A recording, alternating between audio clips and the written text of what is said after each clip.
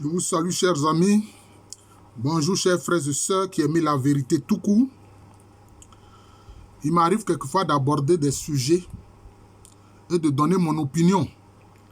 Ce n'est pas que je suis spécialiste, mais en tant que scientifique, j'observe. Cette vidéo, je vais l'intituler « Écologie à géométrie variable ». Écologie à géométrie variable.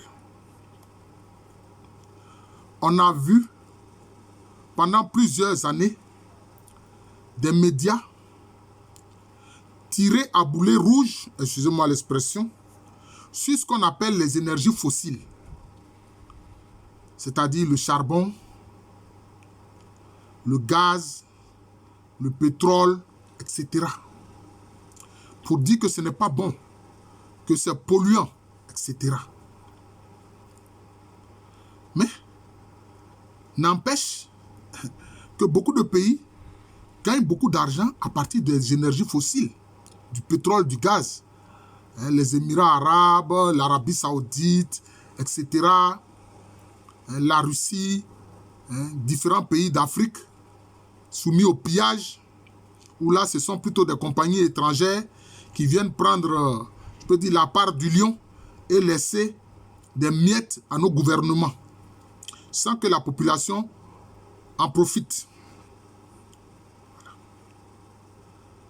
Donc, alors, c'est comme si on mettait ces énergies-là au pilori, sous prétexte que oui, ils vont avoir recours à des énergies renouvelables, ce qu'ils ont appelé les énergies renouvelables.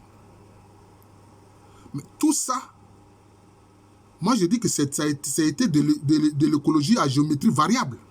Parce qu'en fait, ils se sont rendus compte, ces pays dits développés, ces pays occidentaux, que les énergies fossiles, c'est-à-dire le gaz et le pétrole, étaient surtout dans des pays qui sont hors, je peux dire, des terres occidentales, mis à part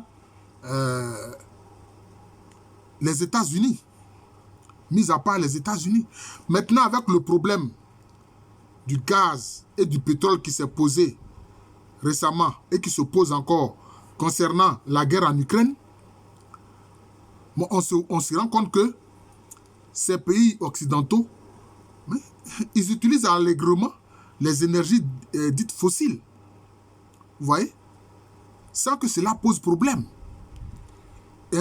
Ils avaient recours abondamment au pétrole russe et au gaz russe. Là, ça ne posait pas de problème. Bon, maintenant que la fourniture, par exemple, du gaz venu de Russie a baissé, qu'est-ce qui se passe? Les États-Unis sont prêts à leur fournir du gaz liquéfié. Du gaz liquéfié, qui est beaucoup plus polluant. Mais curieusement, oui, c'est ça.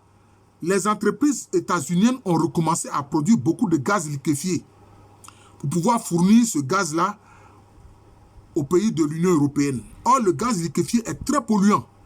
Mais là, silence radio, les organisations qui travaillent sur l'amélioration de l'environnement, etc., ne disent rien.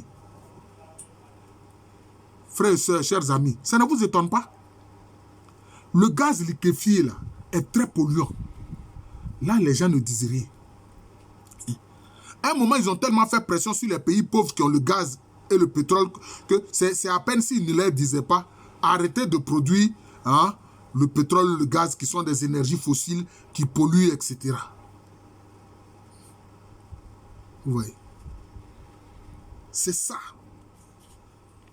Mais pourquoi je parle d'écologie à géométrie variable? Alors, regardez, chers frères et sœurs et chers amis, l'énergie, il y a des chercheurs qui ont montré que on peut capter l'énergie dans l'air. Nikola Tesla, qui est un Serbe, c'est un Serbe qui est venu aux États-Unis. D'ailleurs, ce qu'on appelle le courant alternatif que nous utilisons dans nos maisons là, c'est grâce à Nikola que nous l'avons, que Nikola Tesla que nous l'avons. Oui, oui. C'est grâce à Nikola Tesla. Parce que l'électricité, le courant alternatif de Nikola Tesla, c'est ce que nous utilisons dans nos maisons. On appelle ça le courant alternatif. Mais le courant continu de Thomas Edison n'était pas bon. Le courant continu n'était pas bon. Parce que 30 minutes après, l'ampoule éclate. Et d'ailleurs, c'est un savant noir américain qui a trouvé les ampoules avec la fibre carbone qui permet d'avoir les ampoules qui durent que vous voyez là. C'est un noir américain qui a fait ça. C'est un noir américain qui a fait ça. Alors, Nikola Tesla a montré à travers ses recherches qu'on pouvait capter directement l'énergie, notamment à partir de la ionosphère. À partir de la ionosphère, hein, dans l'atmosphère. Hein. Il y a une énergie puissante là-bas qui circule qu'on peut capter. Et si on la capte, partout à la surface de la Terre, tout le monde aura l'électricité. Tout le monde allait avoir l'électricité. Nikola Tesla, à 2 reprises, ils ont mis le feu à son laboratoire. À 2 reprises. Et puis maintenant, comme chaque fois ils reprenaient, maintenant ils sont allés détruire même son laboratoire. Nikola Tesla, ce grand savant, ce grand ingénieur, grâce à qui on a le courant alternatif qui nous donne l'électricité que vous voyez là. Il est mort misérablement. La commune où il vivait a accepté de payer sa chambre d'hôtel. C'est là, dans cette chambre d'hôtel-là. Et puis on lui permettait de manger dans le restaurant. C'est comme ça que Nikola Tesla est mort dans la pauvreté totale. Or, c'est grâce à lui qu'on a le courant alternatif qui alimente toutes les maisons à la surface de la Terre. Il est mort misérablement. Vous voyez. Les chercheurs, souvent les vrais chercheurs, ils ne profitent même pas de leurs recherches. Mais c'est d'autres personnes qui viennent profiter et se faire de l'argent. L'injustice sur Terre. Alors, d'ailleurs, il n'a pas été le seul. Il y a d'autres qui ont compris cela. Et donc, cette énergie qu'on peut utiliser, alors on n'a pas besoin de l'électricité avec câble. Parce que là, c'est une électricité qui est captée directement dans l'air. Ce n'est pas une électricité avec câble. Et puis, c'est une électricité qui est illimitée. C'est illimité. Il y a un autre chercheur, Tromley, Alan Tromley, qui a créé une dynamo qui capte l'énergie dans l'air, qui permet aussi d'avoir de l'énergie illimitée. Alan Tromley a fait cela. Lui aussi, il a été menacé. Sa dynamo, sa machine qui permet de capter l'énergie. Mais qu'est-ce qui s'est passé? On lui a interdit de fabriquer son appareil qui permet de capter directement l'énergie. Sinon, alors, en achetant l'appareil, puis il voulait vendre ça à moindre coût. Donc, chacun pouvait avoir l'appareil et puis avoir de l'électricité illimitée. Illimitée. Il a même montré l'appareil, il a fait fonctionner. Tout le monde s'est rendu compte que ça fournit de l'électricité sans câble. C'est le président Bush qui a torpillé. Et finalement, mais ils ont envoyé la police saisir l'appareil de Tromley. Pour lui dire, allez, tu ne feras pas ça. Parce que ceux qui font les barrages hydroélectriques avec des câbles, et puis ceux qui font les câbles et tout ça, les poteaux électriques, ils se sont rendus compte qu'ils ne vont plus avoir de l'argent. Donc vous voyez. Alors que ça, c'est beaucoup plus écologique. Puisqu'on n'a pas besoin de câbles, on n'a pas besoin de poteaux, etc. On n'a pas besoin de faire des barrages hydroélectriques, etc. Mais à partir de cet appareil-là, chacun a de l'électricité illimitée. Voilà ce qui s'est passé. Il y a même un autre chercheur qu'on appelle John Bettini, qui a créé un chargeur de batterie aussi, qui permet d'avoir accès à ce qu'il a appelé l'énergie libre. Parce qu'en fait, l'énergie est dans l'air. L'énergie est dans l'air. Vous voyez. Maintenant, malgré tout ça, là, ce sont les mêmes gens-là qui viennent parler d'écologie. Alors que si on veut voir, chers frères et sœurs, il n'y avait pas plus écologie que nos ancêtres africains. Surtout nos ancêtres négris, les pygmées. Et ils prélevaient juste dans la nature ce dont ils avaient besoin. Ils prélevaient dans la nature juste ce dont ils avaient besoin. Ils ne faisaient point de gaspillage. Mais écoutez, est-ce qu'on peut faire réellement du développement durable? Parce que J'ai présidé plusieurs jurys à la chaire UNESCO, hein, sur des sujets de master qui ont porté surtout sur l'énergie, pardon, sur le développement durable. J'ai bien compris les choses.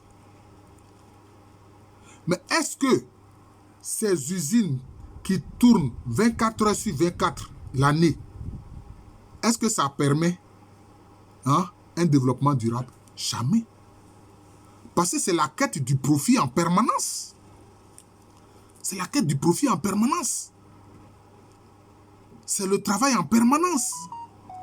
Vous comprenez? Parce que qu'est-ce que c'est qu'ils ont appelé le développement durable? C'est-à-dire quoi? Cela veut dire simplement, quand vous exploitez les ressources de la terre, économisez aussi pour les générations futures.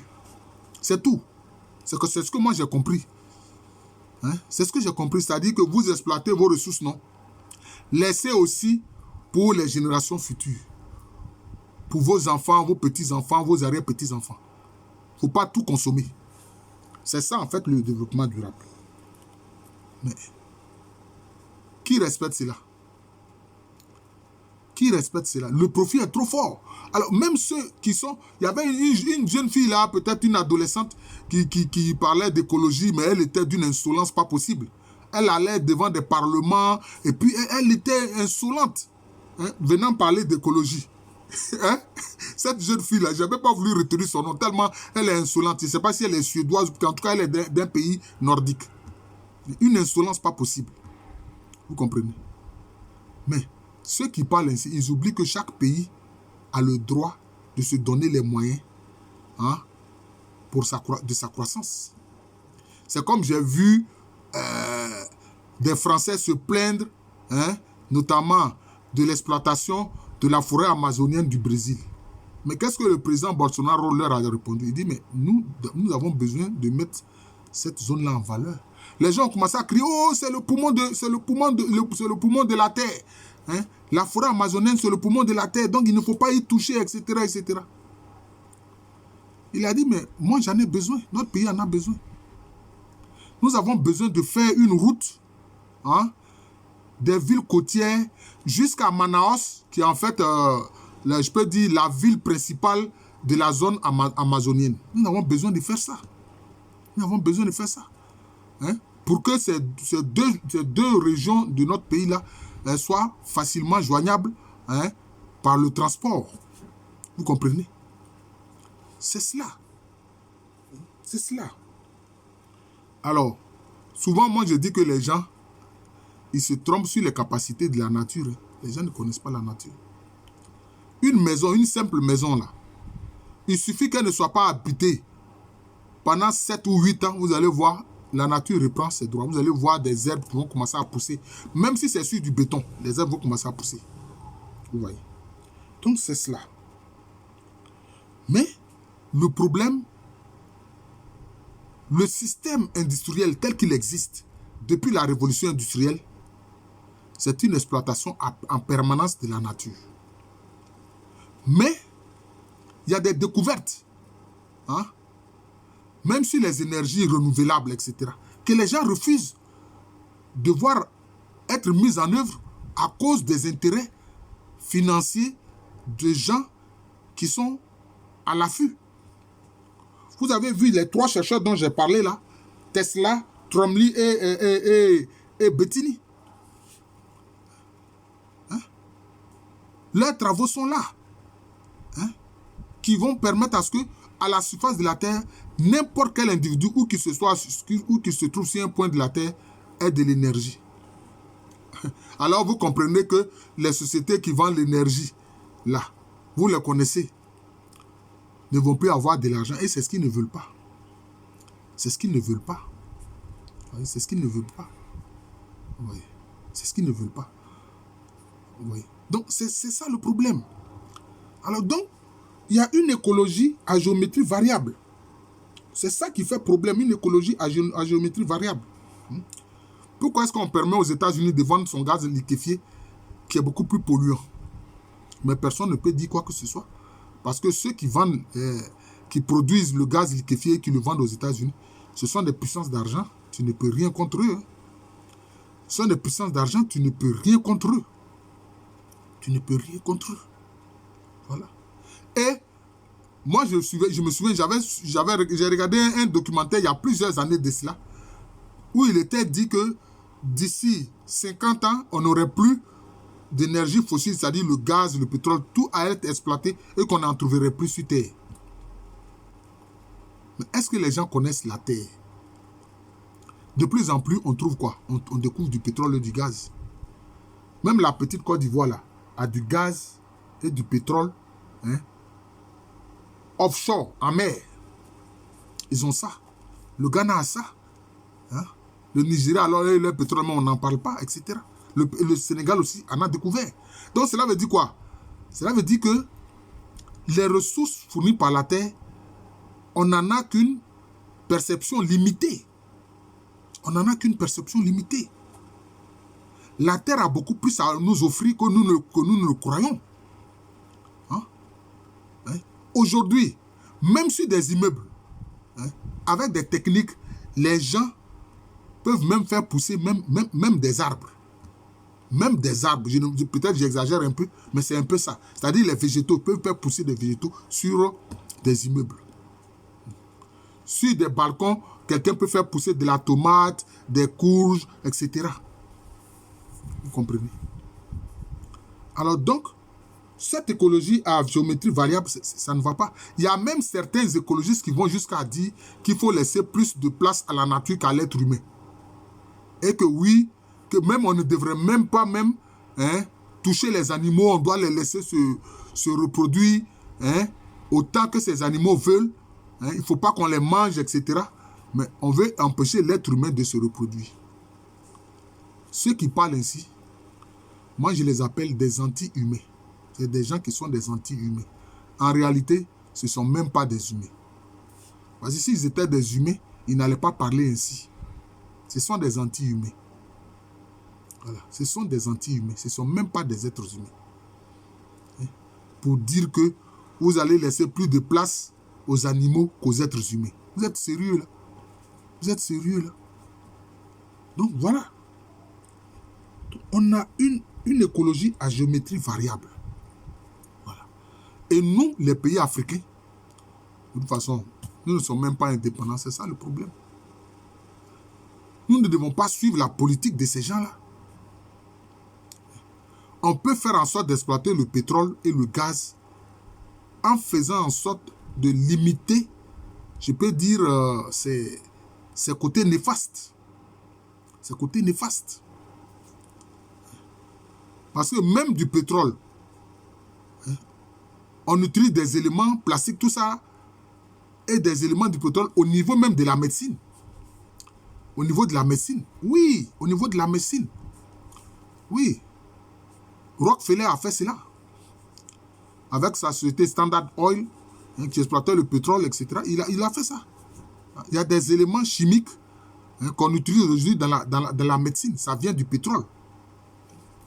Alors que le mieux, c'est d'utiliser les plantes. Ah oui, c'est ça le mieux. En tout cas, on trouve que les plantes, c'est mieux. D'ailleurs, anciennement, avant que cette chimie pétrochimique entre en scène dans le domaine des choses, dans le domaine médical, c'était seulement les plantes qu'on utilisait. Voilà. Toute l'humanité utilisait les plantes. C'est ça. Où il y avait certaines parties d'animaux qui étaient utilisées. Oui, ça aussi, ça se faisait. Vous comprenez? Alors, l'écologie à géométrie variable, il faut que nous, pays africains, nous ayons cette indépendance de mener aussi à nous notre politique écologique, sans que cela nous soit dicté par l'Occident. Parce que quand ils sont dans des situations difficiles, alors ils laissent de côté l'écologie dont ils ont fait la promotion à nous étouffer. Voilà que maintenant les États-Unis envoient le gaz liquéfié, le GNL, qui est polluant, très polluant. Là, on ne critique pas les États-Unis. Voilà le problème. Voilà. Alors, je vous remercie. Donc, j'ai voulu dire mon opinion, en fait, sur la question de l'écologie. La question de l'écologie. Je vais conclure en disant, l'homme utilise et doit utiliser ce que lui offre la nature du mieux qu'il peut. Et le faire avec modestie, avec prudence, sans exagération. C'est tout. Mais venir mettre la nature au-dessus de l'être humain, non. Parce que c'est nous qui utilisons les éléments de la nature. Et puis encore maintenant, venir maintenant mettre les animaux au-dessus de l'être humain comme le font certains là. Moi, j'aurais préféré qu'ils soient des animaux que d'être des êtres humains pour venir dire des choses qui vont à long terme entraîner même la disparition de l'humanité. Parce que c'est ça. C'est ça. Si vous laissez les animaux croître en désordre, mais, et aller partout où ils veulent, vous allez voir une cinquantaine, une soixantaine de cobras, de croutals dans votre chambre. Est-ce que c'est ça qu'ils veulent? Non, les êtres humains ne peuvent pas accepter ça. Voilà, je vous remercie. Je suis le professeur Alou Kwame René, professeur titulaire d'histoire à l'université Félix Houphouët-Boigny, une université qui est à Abidjan. C'est dans le quartier de Cocody, c'est en Côte d'Ivoire, un pays situé en Afrique de l'Ouest. Vous avez vu qu'aujourd'hui, j'ai parlé d'écologie, je n'ai pas parlé d'histoire. Mais j'ai fait quand même un peu d'histoire en parlant de Nikola Tesla, etc. Que Dieu bénisse Nikola Tesla. Grâce à lui, on a le courant alternatif dans nos maisons. Donc, quand vous utilisez l'électricité dans votre maison, là, bénissez Dieu et demandez-lui d'avoir pitié, de prendre avec lui, dans sa lumière, Nikola Tesla, qui est mort très misérable. Parce que des puissances d'argent n'ont pas voulu de son invention. Bon, pour le courant alternatif, bon, ça a été utilisé. Bon, ça vient de lui. Bon, mais pour, disons, l'énergie à accès libre et illimité pour toute l'humanité, ça, les gens n'ont pas voulu se dire cela à cause de l'argent. Simplement à cause de l'argent. Donc, bon, je vous souhaite une bonne journée. Voilà, merci.